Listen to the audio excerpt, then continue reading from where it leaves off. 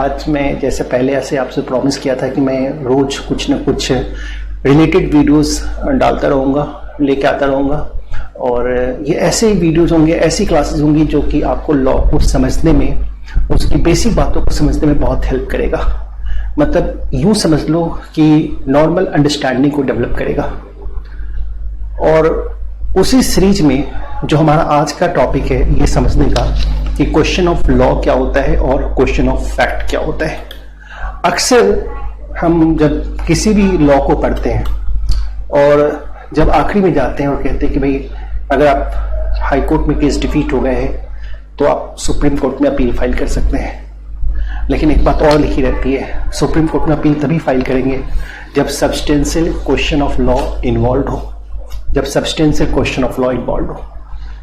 यानी कि अगर substantial question of law involve नहीं है तो सुप्रीम कोर्ट में अपील फाइल नहीं कर सकते हैं। यानी कि क्वेश्चन ऑफ फैक्ट के ऊपर हम अपील नहीं फाइल कर सकते हैं, लेकिन क्वेश्चन ऑफ लॉ के ऊपर जो है हम अपील फाइल कर सकते हैं। अब सवाल ये उठता है कि होते क्या है। तो देखो, क्वेश्चन ऑफ लॉ का मतलब होता है कि कहीं ना कहीं लॉ का कोई प्रोविजन ऐसा है, कोई एक्ट का ऐसा प्रोविजन है जिसका इंटरप्रिटेशन सही से नहीं हुआ है, या किसी और प्रोविजन को अप्लाई करना चाहिए था वो हमने अप्लाई नहीं किया, वो हमसे लोअर कोर्ट में वो छूट गया, या हमसे प्रॉपर इंटरप्रिटेशन नहीं हो पाया, या फिर कोई लॉ के बियॉन्ड चला गया है। अब अगर मैं आपको एक बड़ा लेमन लैंग्वेज में समझाऊं कि क्वेश्चन ऑफ लॉ और क्वेश्चन ऑफ फैक्ट क्या होता है, जैसे फॉर एग्जांपल आप सोच के देखो कि ट्रैफिक पुलिस को पावर है कि वो ओवर स्पीडिंग के लिए ₹5,000 तक का चालान कर सके। ठीक है ना, ओवर स्पीडिंग के लिए ₹5,000 तक का चालान कर सके। और ओवर स्पीडिंग किसको कहा गया? मान लो 60 किलोमीटर पर आवर की ज्यादा की स्पीड से अगर कोई कार चल रही है तो हम कहते हैं ये ओवर स्पीडिंग है। अब क्या होता है, एक पर्सन स्पीड में गाड़ी चला के आ रहा है और ट्रैफिक पुलिस वाले ने उसको रोका और उसके ऊपर चालान कर दिया। अगर वो चालान 5,000 से ज्यादा का हो गया है, ऊपर किया हुआ है, तो हम कहते हैं भाई ये मैटर क्वेश्चन ऑफ लॉ से कनेक्टेड है, मतलब यहां लॉ का प्रोविजन डिफीट हुआ है। लेकिन अगर डिस्प्यूट इस बात पे है, वो कह रहा है कि नहीं साहब तुम 60 किलोमीटर से ऊपर थे, वो कह रहा है नहीं हम नीचे थे, अगर इस मैटर का डिस्प्यूट है तो हम कहते हैं ये क्वेश्चन ऑफ फैक्ट है।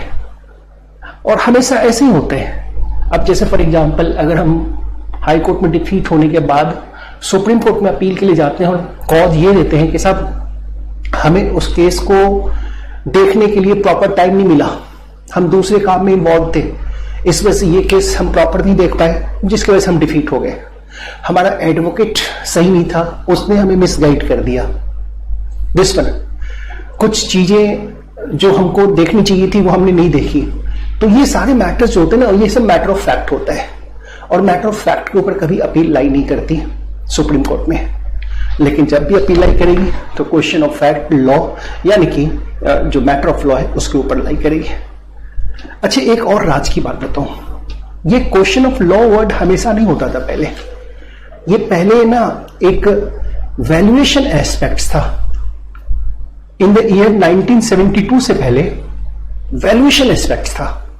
यह कहा जाता था कि अगर प्रॉपर्टी वैल्यू ₹20,000 या फिर उससे ज्यादा की इन्वॉल्व है तो आप सुप्रीम कोर्ट में अपील फाइल कर सकते हैं। इसके नीचे की वैल्यूएशन है तो आप सुप्रीम कोर्ट में अपील फाइल नहीं कर सकते हैं। लेकिन जब कॉन्स्टिट्यूशन अमेंड किया गया 1972 में, कॉन्स्टिट्यूशन अमेंडमेंट आई और 30th अमेंडमेंट इंट्रोड्यूस किया गया और उसमें जो है ये जो वैल्यूएशन एस्पेक्ट्स थे उसको हटा दिया गया और सिंपली डाला गया कि क्वेश्चन ऑफ लॉ पे ही सुप्रीम कोर्ट में अपील होगी।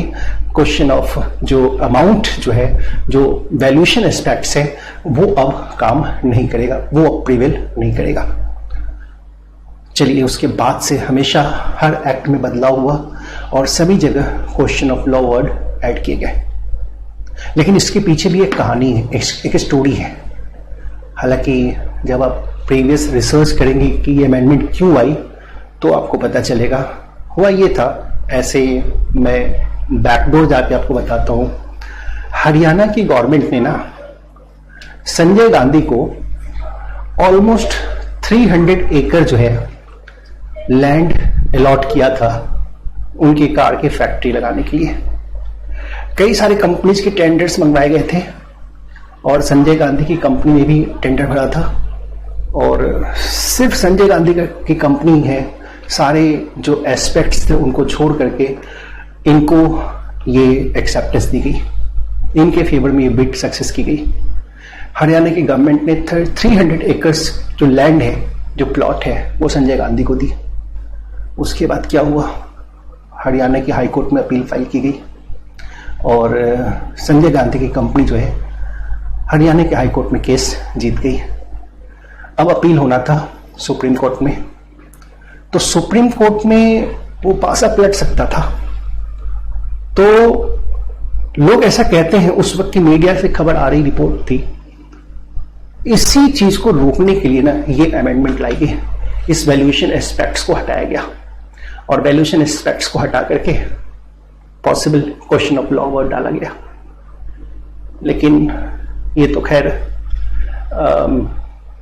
मीडिया की बातें हैं, कोई ऑफिशियल पब्लिकेशन नहीं है, ये नॉर्मल कहते हैं कि भाई 20,000 जो वैल्यूएशन एस्पेक्ट्स था उसकी वजह से सुप्रीम कोर्ट में जो अपील है बहुत बढ़ गई थी और उसको कम करने के लिए ये वाले जो प्रोविजन है ये इनकॉर्पोरेट किए गए।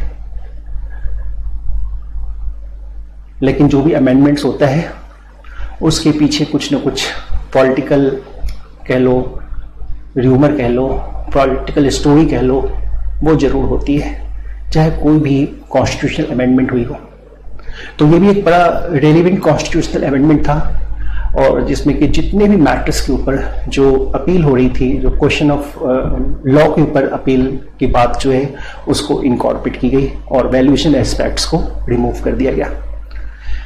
तो ये रीजन है, आप हर जगह यही पढ़ते हैं कि जब क्वेश्चन ऑफ लॉ इन्वॉल्व है तो हम सुप्रीम कोर्ट में अपील फाइल कर सकते हैं। अगर क्वेश्चन ऑफ लॉ इन्वॉल्व नहीं है, यानी कि क्वेश्चन ऑफ लॉ मैटर है, सॉरी क्वेश्चन ऑफ फैक्ट है, तो फिर आप अपील फाइल नहीं कर सकते हैं सुप्रीम कोर्ट में।